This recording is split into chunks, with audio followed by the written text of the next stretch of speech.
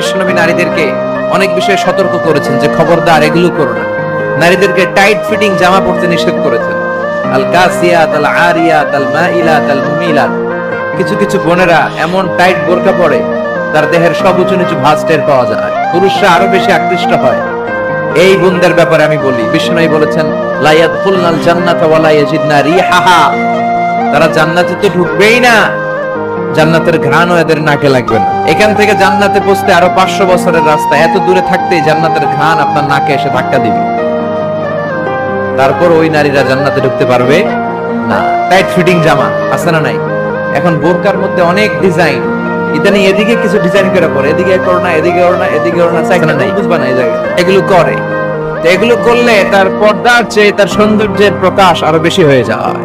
এরপর বিশ্বনবী নিষেধ করেছেন ঝাঁঝালো পারফিউম দিয়ে বেরোতে নিষেধ করেছেন। আমার বোনেরা নিজেদেরকে ক্লিন রাখবেন,